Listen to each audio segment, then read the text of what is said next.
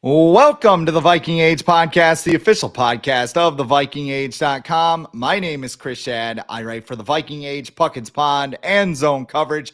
My co-host is Adam Patrick, managing editor of the Viking Age. And we do this every Monday with a late week episode right here on the Viking Age YouTube channel. We are also in podcast form on Apple and Spotify the very next day. But however you consume us, make sure you like, comment, share, and subscribe, so you never miss an episode and we can spread the word to the masses. Today's show, we will look at the landscape in the NFC playoff picture, preview Sunday's game against the leaner, meaner, greener Seattle Seahawks. But first, it is time for overreactions and another win against the Chicago Bears. Adam, per usual, I will give you the chance to receive or defer for our first overreaction of the day. Well, I'm going to do what the Vikings. I feel like every time they start the game, it's like the Vikings are kicking off because they won the toss and they like to defer. No, nobody ever takes the ball anymore. They want the double dip at the end of the first Unless half. you're like the Bears and you're like, we need a hot start, and then they go 3-0. 4 now, technically. Yeah. Not the Bears. They don't go for it. Well, I guess they did last night, and then they were like, yeah, we probably shouldn't have done that. But anyways, the Vikings defeated the Bears, 30-12 last night. It was 13-0 at halftime. Wasn't really, the Bears cut the lead, I think, to 13-7. But even then, I don't think anyone was really worried that they were going to make a comeback. The Vikings got things together in the second half, and we're like, hey, yeah, this running thing, it actually works. Kevin O'Connell's like, oh, yeah, we got to do that. And, so that worked in the second half, and the Vikings won. They're 12-2. They are tied for first in the NFC North, but technically still in second since the Lions hold the tiebreaker.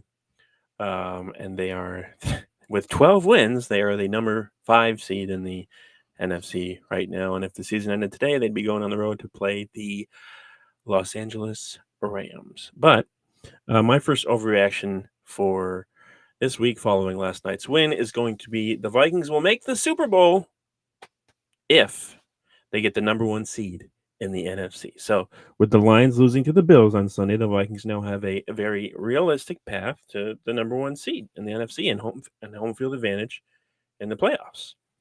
Essentially, the Vikings have to win each of the remaining 3 games. And this won't be easy since 2 of the final 3 are on the road, and all 3 of the remaining 3 opponents currently have a winning record. However, Minnesota's game on the road next Sunday against the Seahawks could be against a Seattle team with Sam Howell at quarterback instead of Geno Smith.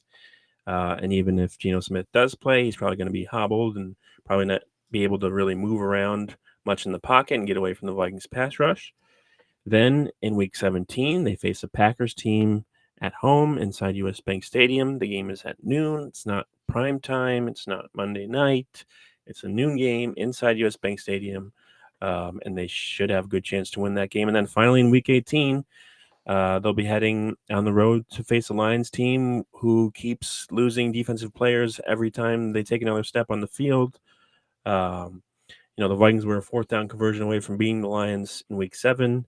And the Lions are, I feel like, not as good of a team as they were in week 7. So that week 18 game is definitely winnable for Minnesota, even though it's in Detroit. And then if they win all 3 of these games and get the number 1 seed in the NFC, I think home field advantage will just propel them to the Super Bowl, because playing inside US Bank Stadium is something the Vikings, especially the defensive side of the ball, have been able to take advantage of this season. And it'll help them get to the Super Bowl for the first time since the 1976 season. It's been that long. Nearly 50 years, 48 years, by my math right now. Went to 4 within like a 10-year span, and then they're like, oh, we're good. I'll just dive into my first overreaction because it kind of parlays into that a little bit. Because I think if the Vikings do get to the Super Bowl, they have the talent to win it, because Kevin O'Connell has brought the 2021 Los Angeles Rams to Minnesota. And I say this because I was watching the game last night, and we'll get to the negatives in a little bit because there are a couple of them I want to address. But I also sat there and I, kind of listened to the talking heads talk about the game, and they're like, they didn't play their best game and they won by 18 points, Mhm. which is probably a detriment to the Chicago Bears, who are just an absolute dumpster fire franchise with a quarterback that is circling the drain right now. I don't care what his touchdown to interception ratio is. Every time Caleb Williams dropped back yesterday, he tried to play ultimate hero ball, which does not work in the NFL. You can come back against Kansas by running around and making a throw across your body. Like that works in college, but you can't do that in the NFL. And Shots fired at Kansas. Well, my apologies. My apologies to Thor Nystrom, big Kansas guy, friend of the show. But also, you can't take a hit and then go on the bench and go, oh my God. Like, why? If you're a teammate of Caleb Williams, what are you running through a wall for that guy? Like, Pablo Torre called him Prince if he played quarterback. That's an insult to Prince. Prince doesn't look that lame ever. Like, it's just, I don't know. Like, maybe Caleb Williams will bounce back with maybe he'll get Ben Johnson as head coach. He'll figure it out. He's definitely got the talent to, but he's Patrick Mahomes' ability with Nick Mullins' brain. Just, I can do anything. And no, you can't throw a 70-yard touchdown from the 1-yard line. I'm sorry. That's actually a pretty good overreaction, but I didn't have it written down. It was just something I wanted to get off my chest. But when it comes to the Vikings compared to the 2021 Los Angeles Rams, I did a little bit of research. Pro Football Reference has a simple rating system. It's SRS for short. It's basically meant to serve as a spread if that team played an average team. The 2021 Los Angeles Rams had an SRS of 5.29. That was sixth in the NFL in 2021. The Vikings had an SRS of 7.52, which is fourth in the NFL after last night's game.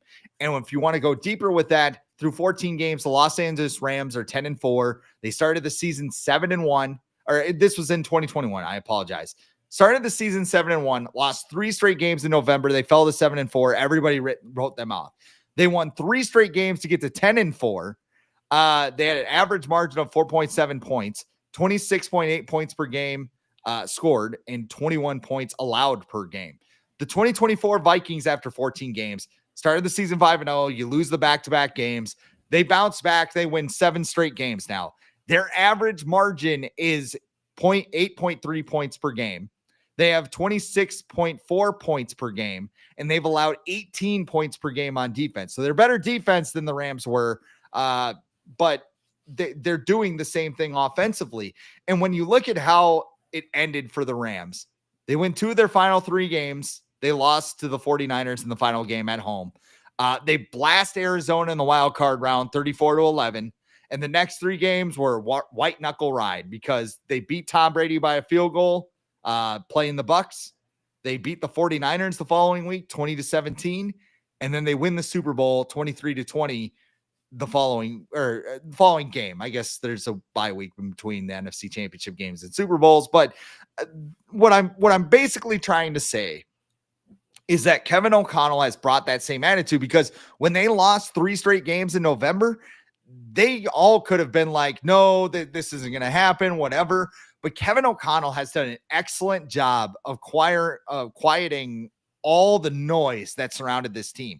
You look back to the Mike Zimmer era where Kirk Cousins was worried about cover 2 defenses and he doesn't like his coach, and Bashad Breeland is fighting reporters and teammates and fans and all of that stuff in 2020. The COVID vaccine was as prevalent as who was going to play right guard in 2021. 2022, you had Ed Donatell's defense. There's a bunch of loud stuff. Last year, contract stuff kind of dominated with Justin Jefferson, TJ Hawkinson, whatever.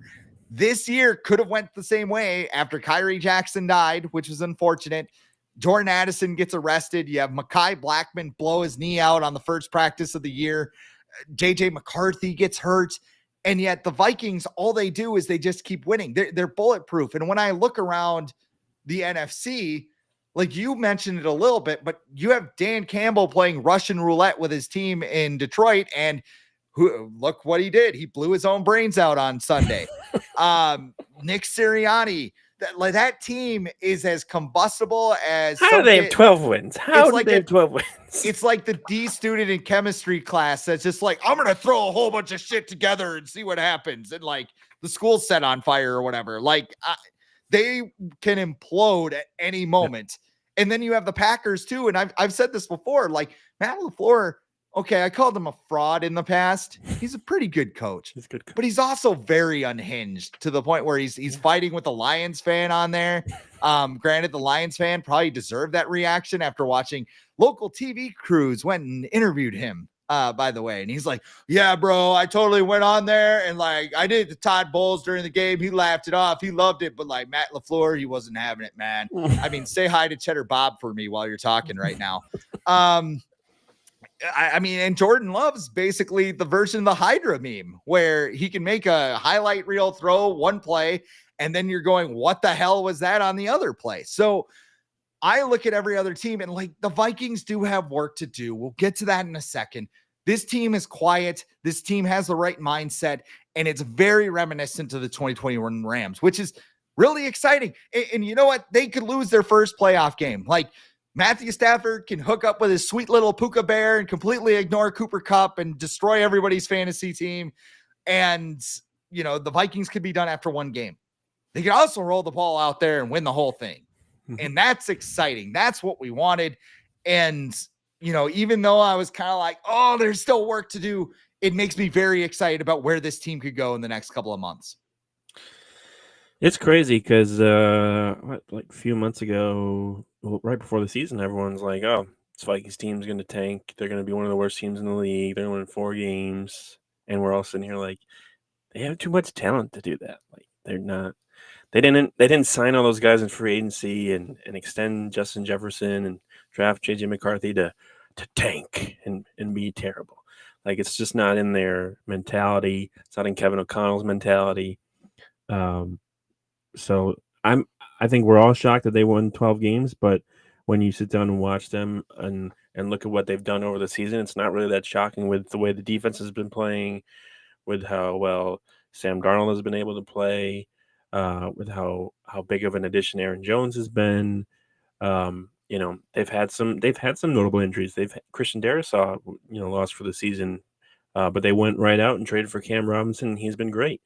So this team, yeah, like we still keep hearing about like the Lions and then the Eagles is like the top contenders in the NFC, and then the Vikings are like just they're like playing possum at this point right now, and just waiting for everyone to just like not pay attention to them, and then all of a sudden they're the number 1 seed and they got home field advantage. And it's like, oh wait, how'd that happen?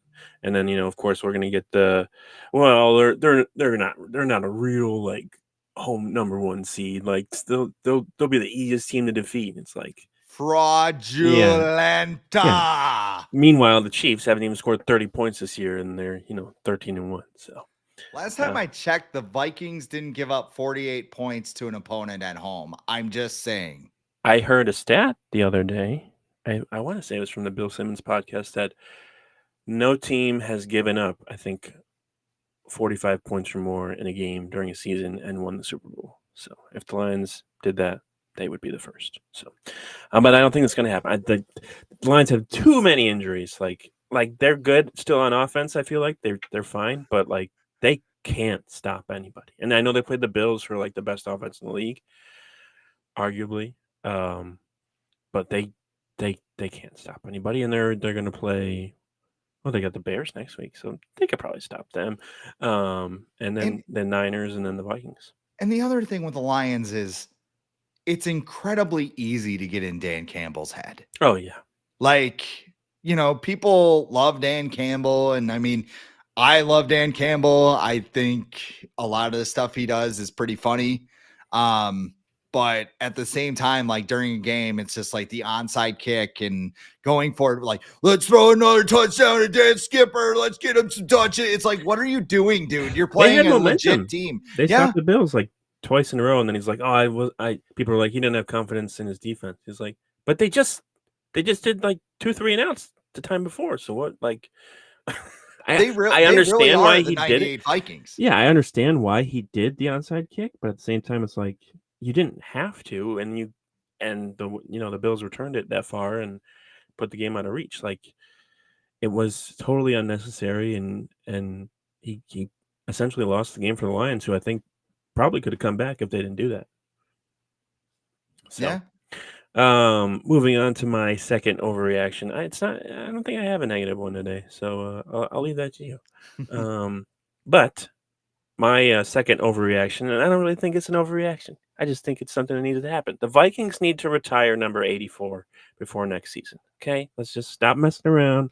Let's just do it. So last week, legendary former Vikings wide receiver Randy Moss revealed that he is now a cancer survivor after undergoing surgery for bile duct cancer. He revealed that he also still has to go through chemotherapy and radiation treatments, but he's doing well currently, and he's in good spirits, so everyone's rooting for him. So no surprise, Monday night, the Vikings, a bunch of current and former players showed a ton of love for Moss, who was probably watching the game from home. His former 3-deep teammates, Chris Carter and Jake Reed, held up his number 84 jersey while participating in the coin toss before the game. Justin Jefferson gave Moss a shout out on camera after scoring a touchdown in the first quarter.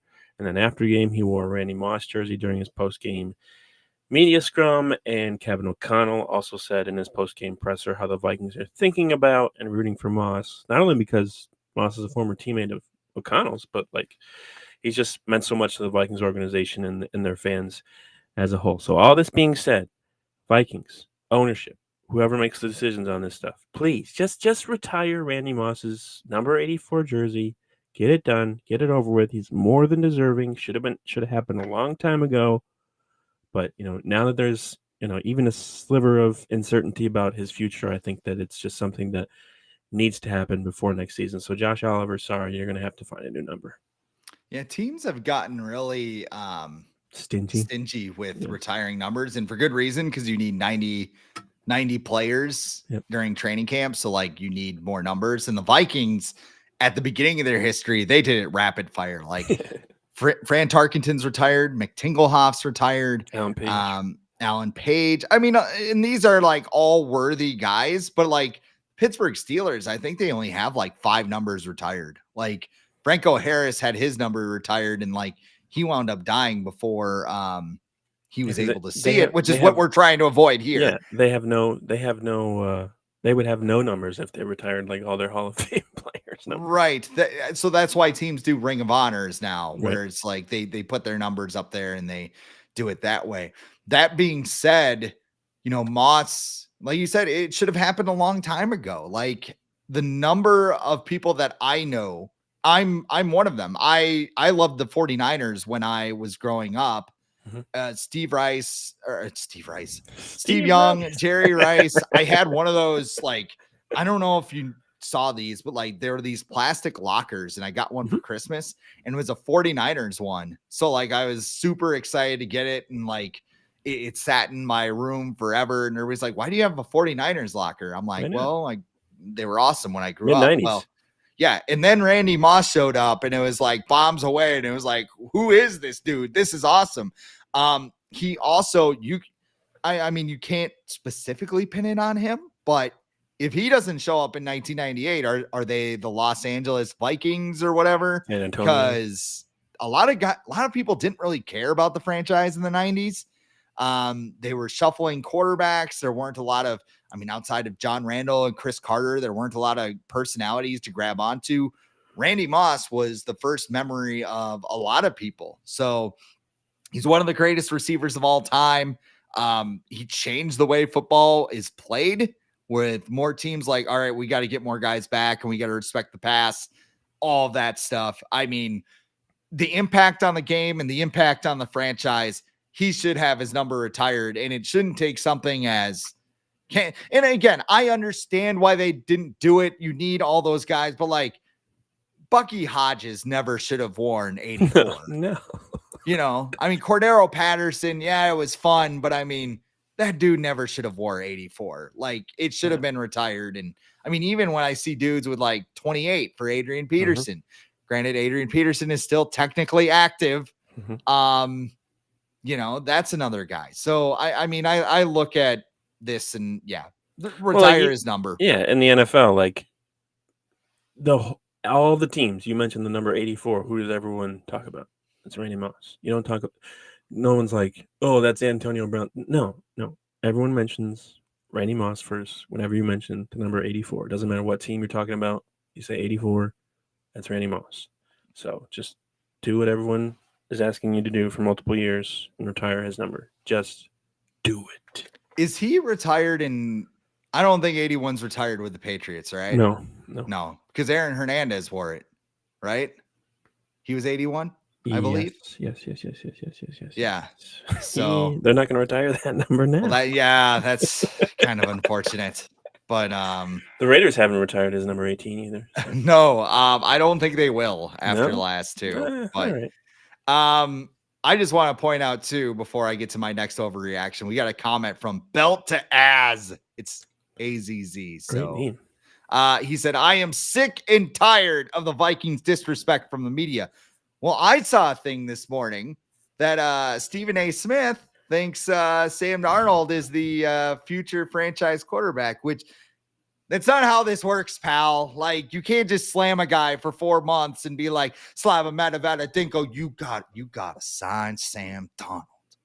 Yeah, what are you going to do? You going to start JJ McCarthy? You going to start JJ McCarthy got to play with LeBron. I love the big markets. Trade him to the Giants.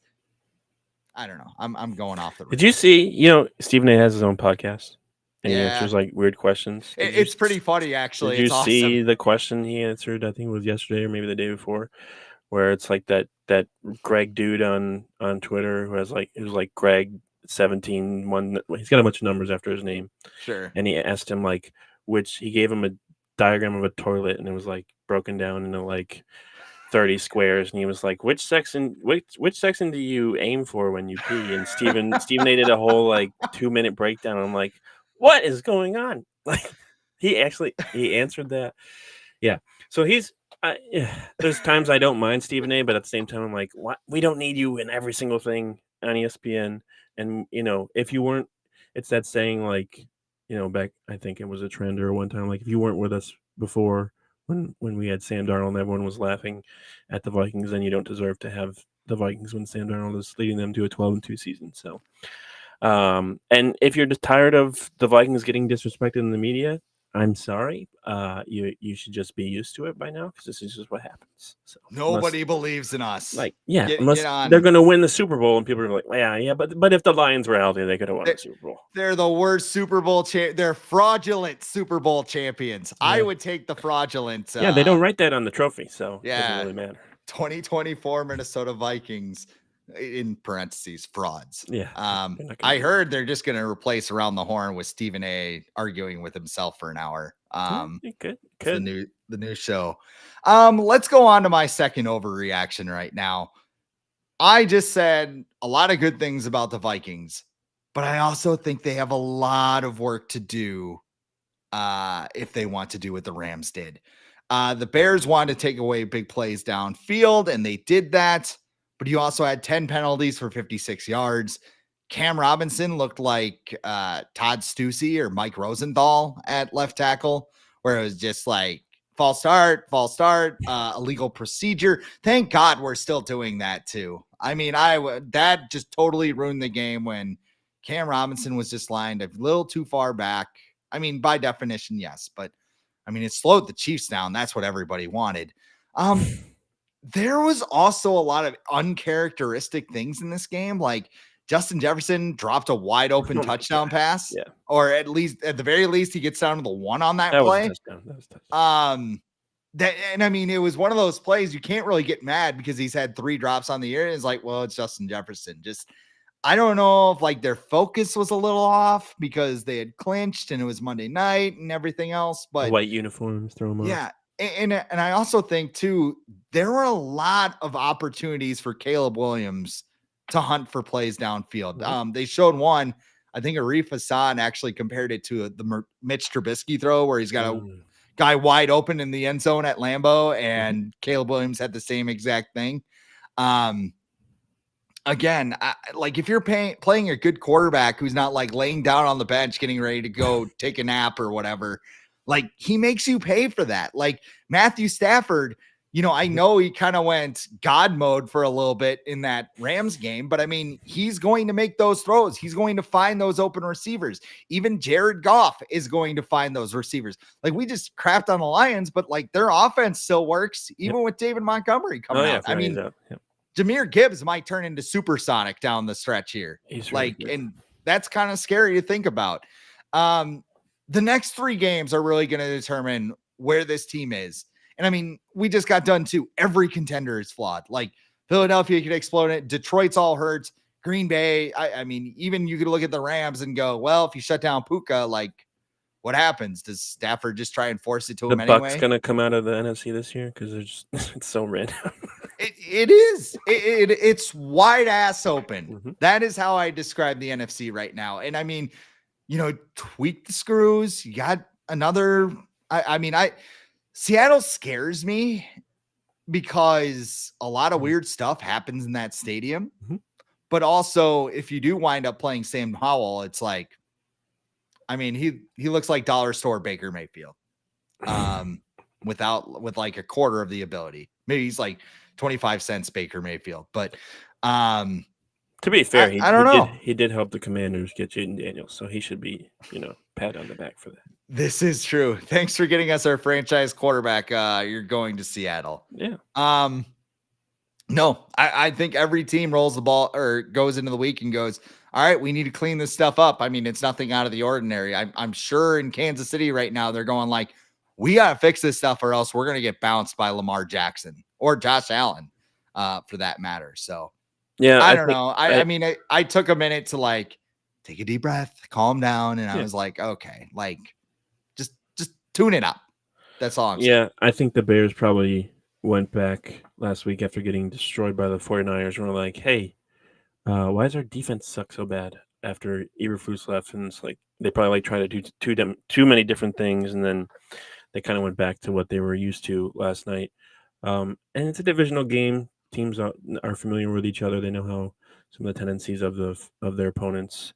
But I think the thing that has made me feel confident this season about the Vikings, even when their offense is struggling, is that the defense has been so reliable this year when it comes to generating a pass rush, causing turnovers, coming up with huge plays, coming up with stops, like those fourth down stops. Those were huge yesterday. Because for whatever reason the Bears were like, we gotta go for it on our own 35. So I just think the defense makes this team.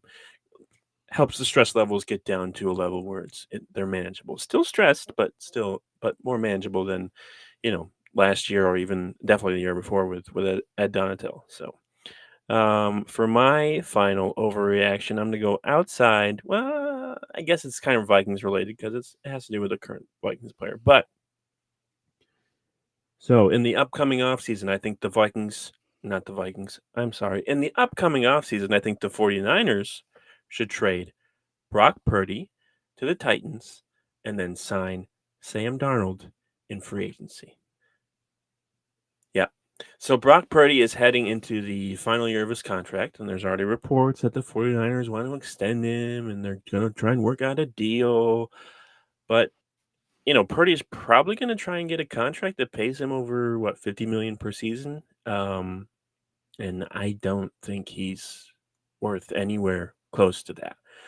So instead, I think the 49ers should work out a deal to trade him to the Titans for draft picks. I think they could probably get a second-round pick for Purdy, if not better. But I think second-round picks maybe conditional second turns into a second if something, play requirements are met or whatever. But I picked the Titans not only because they need a better starting quarterback because Will Levis is hot garbage, but their current GM, Rand Carthon, spent multiple years in the 49ers front office, so there's already connection between the two teams there.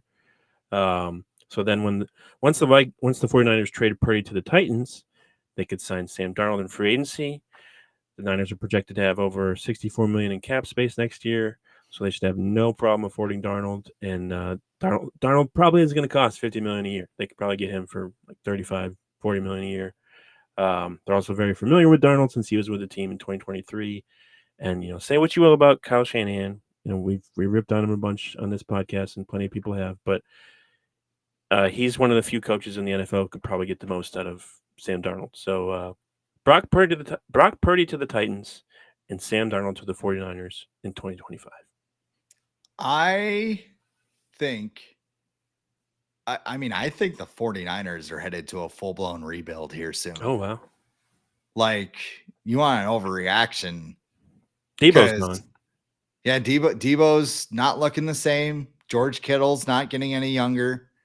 They paid a bunch of guys around. I mean, like, they can sign Brock Purdy if they want to, but like, you better draft well. Yeah. Like, Christian McCaffrey, like, I don't know, man. Achilles injuries don't go away on their own. Brazilian steroids are not, but I mean, that team just looks like they're going to be turning the page in the next couple of years. And like, I think they need to ask themselves, like, is Brock Purdy an elite quarterback? Because we've seen teams already spend $50 million on quarterbacks and go, like, look at the Jaguars right now. Like, Trevor Lawrence doesn't really look like a $50 million quarterback. Dolphins. The Dolphins, Tua's been playing better as of late. Not Sunday. Not on Sunday. No. But I mean, overall.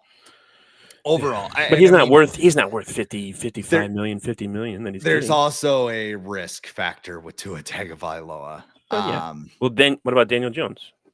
He got released this year. Exactly. Like you have to be very careful. And like, I think teams are going to start treating quarterbacks kind of like running backs in a way where it's like, okay, we can't pay this guy because everybody else is doing it. Looks like Cousins. Everybody's jumping off a bridge. We might as well go jump off a bridge. Like the 2017 draft class, the Vikings signed Dalvin Cook, and like he was one of the more successful running backs in terms of longevity. But I mean, a lot of those players that got contracts in that draft class, they broke down early. Yeah.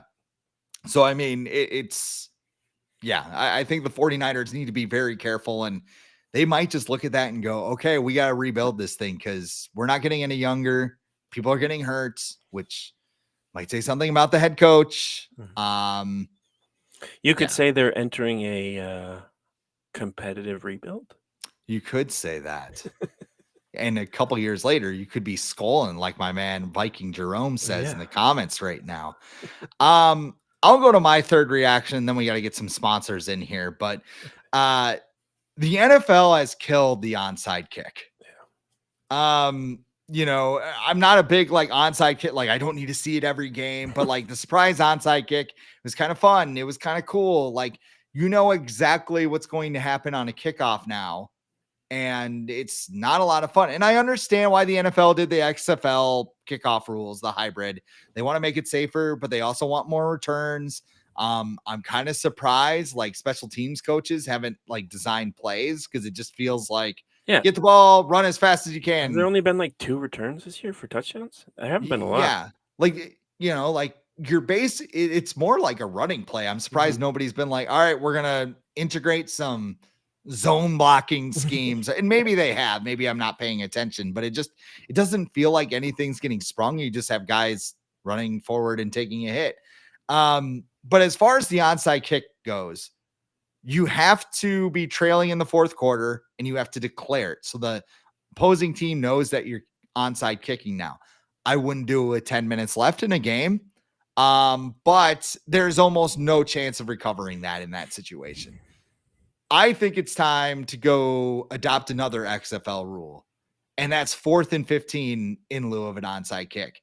The NFL loves offense, unless it's an illegal formation. Have your guys out there like, Patrick Mahomes, 4th and 15, trying to keep the season alive. Or, Justin Jefferson is out there, double coverage, frick it, I'm going to throw it to him anyway. Like, they need to find a way to have some avenue of hope for a comeback because they've kind of just sucked all the wind out of it right now. And, maybe it is an overreaction because, I didn't want the Lions to win that game, but I want there to be a chance as a football fan because it's more entertaining. So we have to bring some chance of probability back to the onside kick because the NFL has killed it. Yeah, it's even more than the onside kick, just like the kickoff, because like we mentioned, there's only been like 2 or 3 returns for touchdowns when I feel like there's always that number's in the double digits most years, but it is better because it is safer. I want to get that out there. But yeah, it's not exciting, and if you're gonna just have it like this, you might as well just get rid of the whole thing because right. just have everyone start on the 30 or the 35 or whatever. Because most teams are telling their kickers just to kick it out of the end zone anyway, so it's not really like they're getting a whole lot of opportunities. And when they do, they're like, "Oh shoot, I got the ball." What would Paul Allen do if it just started at the 25? Just like right, yeah. And here's the snap. Like the boom, and Darnold gets the ball. Yeah, he would be lost because he commentates like a horse racing announcer because that's what he is as well. But yeah, like onside kicks are pointless unless you're kicking at Johnny Munt, and then he'll kick it, and then the other team will be able to recover. But other than that, yeah, like I don't know how you like what happened with the Cowboys and the Commanders a couple weeks ago when they returned the onside kick for a touchdown. That almost just happened again with the Bills and Lions. Like teams are having a better chance of returning an outside kick for a touchdown than the other team has to recover. So they got to figure something else out. I don't know if they will because I think the whole goal of it was to be safer. As long as that's happening, then I don't think they care. But eventually people will complain. But at the same time, there's always stuff to complain about in the NFL, and they never do anything about it. Like we still have elderly, people who should be in elderly homes doing the chain gang and measuring where the first down can be when we could just have a computer chip probably tell us where the first down is instead of doing all that. This newfangled Hawkeye technology. Who needs that? You know what else is a technological marvel? Did I say that right? Yep. I think I did. Big words. Underdog Fantasy, because you can download the Underdog Fantasy app because Underdog is the place to play if you're a sports fan looking to win money while watching sports. With over 5 million happy players and $2 billion won, Underdog makes it fun and easy to cash in on all of your favorite athletes' performances.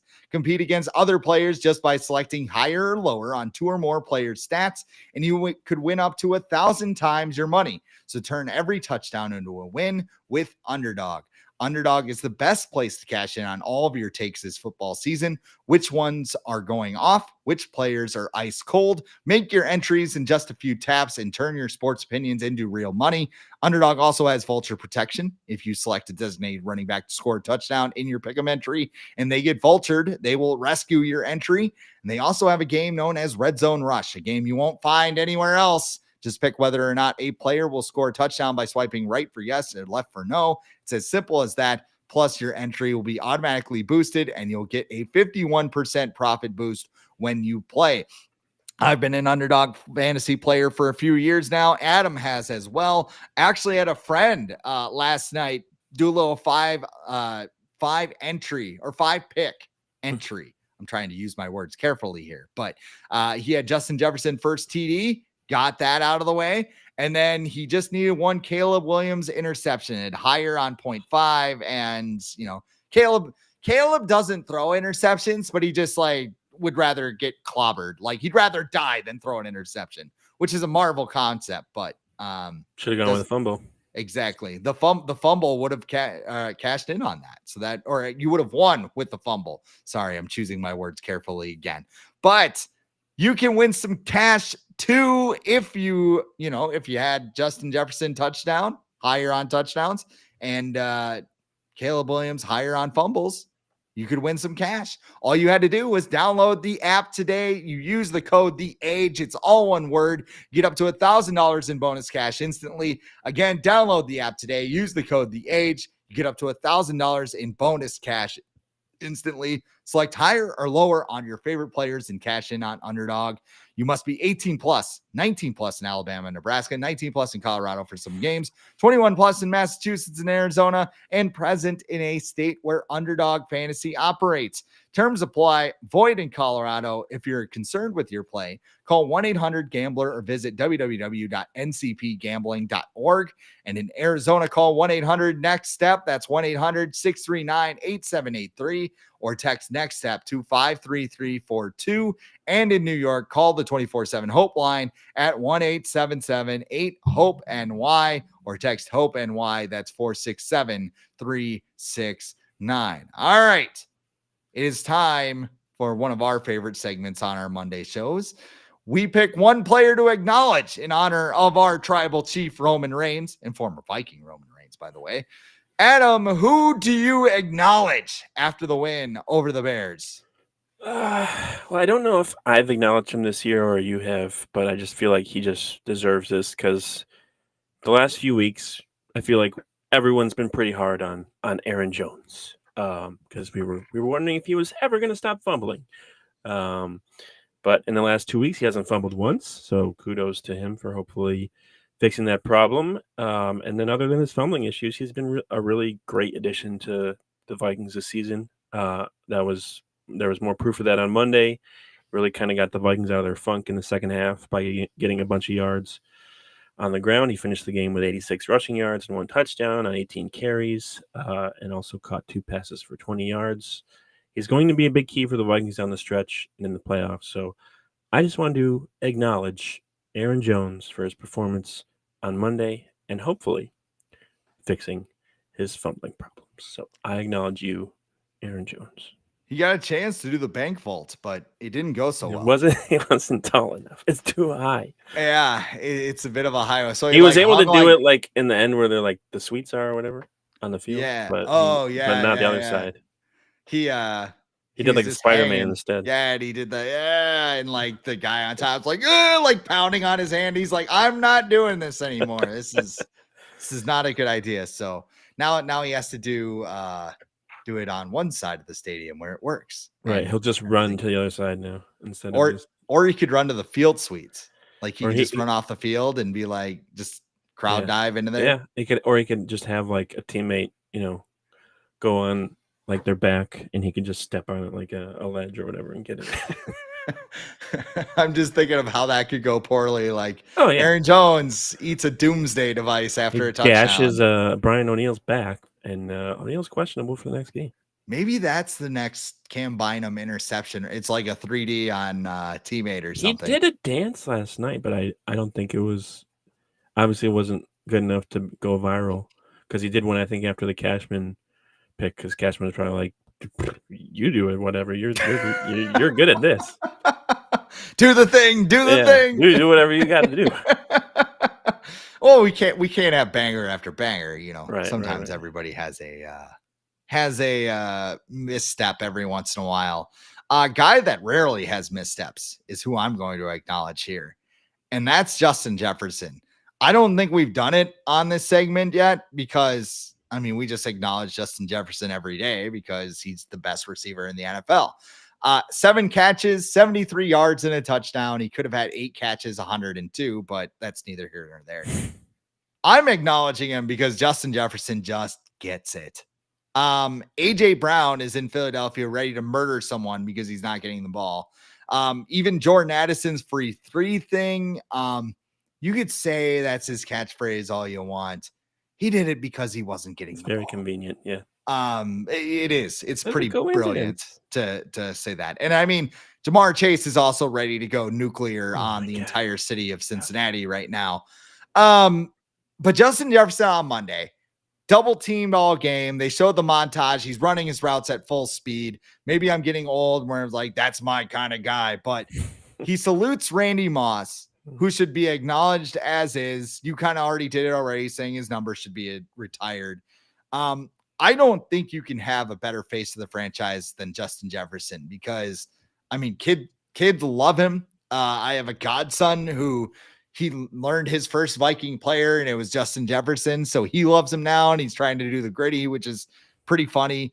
A lot of good things from Justin Jefferson. So I just want to say I acknowledge Justin Jefferson, which is kind of a obvious statement, but it needs to be said. He's like the high chief, Justin Jefferson. He is. We talk about Will Reichard getting the Ula Fala, Justin Jefferson, that's his chain. His chain is his Ula Fala. Yeah. That is all I got to say about that.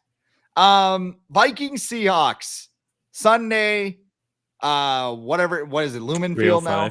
305. Yeah, 3:05 start. Surprised. What's the night game next week? They just changed it.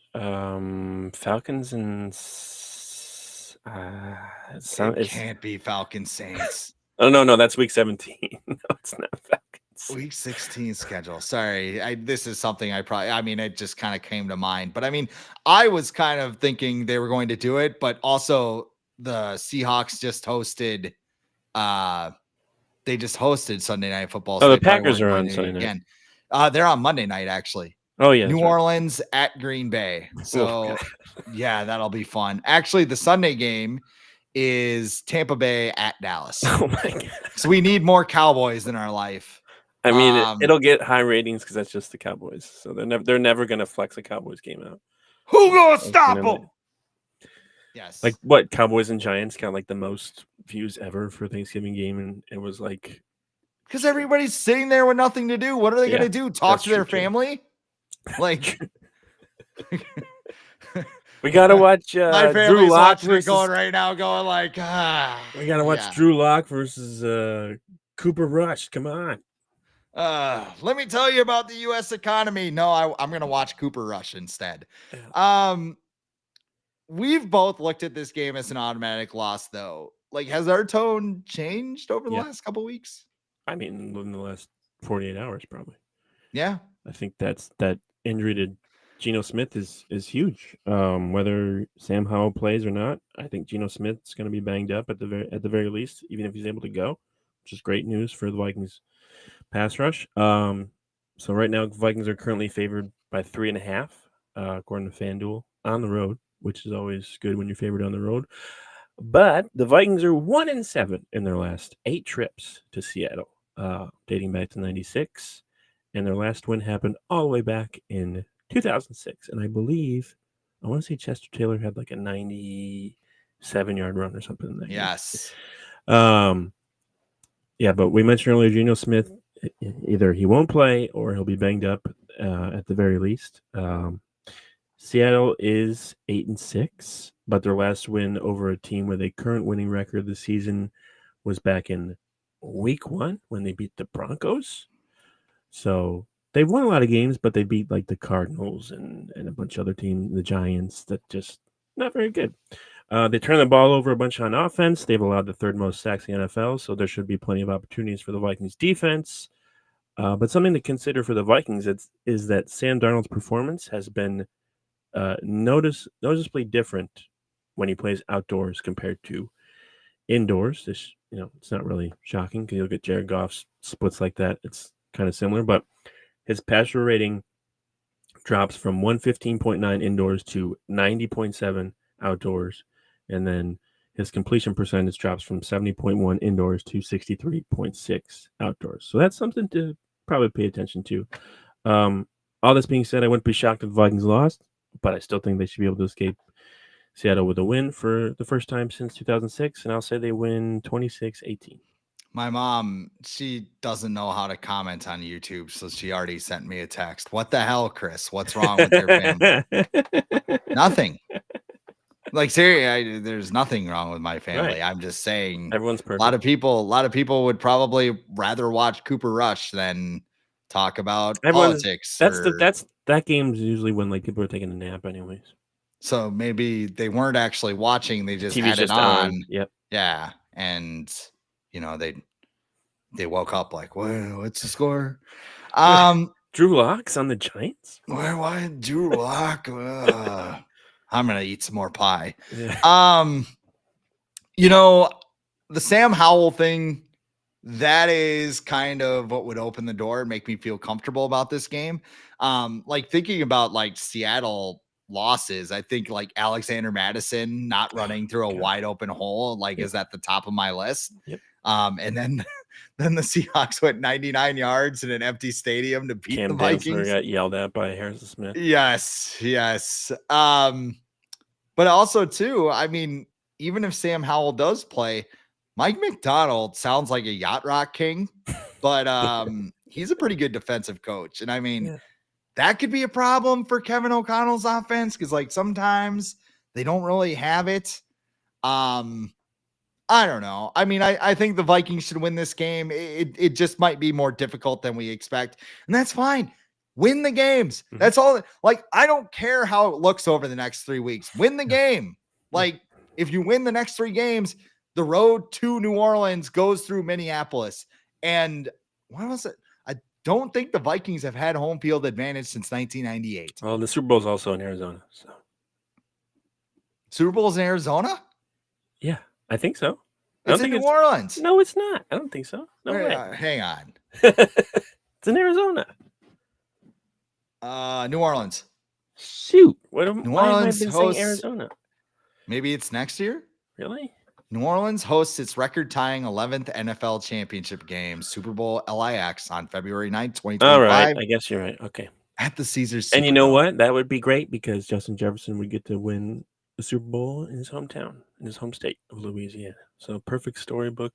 You know, he would finish his story. And he won the national championship in the Superdome with Joe Burrow and Jamar Chase. And Ed Ingram. Ingram was there too. Just adds another. You think he like calls him up like, "Hey guys, what are we doing?" Oh, hi Ed. Not much. Well, did you see what he said about Jamar Chase? People were like, "Oh, do you like guys like text back and forth?" And he's like, "No, we don't really talk." Everyone's like, "Oh, okay." Joe Burrow doesn't even talk like to people in general. Like, definitely not anymore. He apparently talks to swimsuit models to watch his home. Hey, there's a bunch of pirates coming to rob my house. You want to watch? It's just like just stay there. Yeah, like that was a decision. That's a whole nother podcast. Super Bowl locations. I don't know where you got Arizona from, but next year it's in San Francisco, or Santa Clara, technically. 2 years from now, in 2027, it's in Inglewood, back at SoFi Stadium. I have a feeling it's going to be there a lot. Like, it's next to the airport, and it's right next to NFL headquarters. Correct. Yeah, I think they'll get that a lot. And then 2028, Mercedes-Benz Stadium in Atlanta. I don't think Kirko will be there, but maybe he will. Maybe he'll get, I don't know, Super Bowl tickets may be too expensive at that point for him. He'll be on Media Row or whatever it's called now. Guys, I'm 40. My Achilles is like hanging on by a thread. You know what? But he'll be in the media by then. He's gonna be on CBS or whatever next to Matt Ryan or whatever. Media or politician? I think that's the end game for Kirko. He could do both, yes. And not politician, he's gonna be like a preacher or something. Yeah, that makes sense. Could do the or he's just gonna. Well, Fran Tarkenton's like a big time businessman in Atlanta. He could just probably do that too because he knows how to make a dollar. He does. He's a very good businessman. Speaking of dollars, what's going on at the Viking Age so people can check that stuff out? Speaking of dollars, yeah. thevikingage.com. Go there, check out, all the stuff you need to know about the Vikings. We're just still kind of reacting to the win yesterday, taking a look ahead at the playoff picture for the NFC with 3 games to go. The Vikings can win NFC North if they win out, and then there's a pretty good chance they'll be the number 1 seed if they win out. Some things just have to figure themselves out because of strength of schedule to be ahead of the Eagles. But we're looking at all that stuff, and we'll be looking ahead to the Seahawks game within the next few days. So go check all that out, vikingage.com, and follow me, Adam Patrick NFL, on Threads and Blue Sky. And you can follow me as well at The Real Chris Schad. I'm over at Instagram, Threads, X. Probably going to be doing some stuff on TikTok eventually, but yeah. So I don't know. I got a lot of time on my hands now, so just check it all out. We're also in podcast form on Apple and Spotify the very next day, as well as the Viking Age YouTube channel, which you're watching right here. Episodes of Monday with a late week episode right here, Viking Age YouTube channel. However you consume us, make sure you like, comment, share, and subscribe so you never miss an episode and we can spread the word to the masses. For Adam Patrick, I am Chris Schad. This has been the Viking Age Podcast.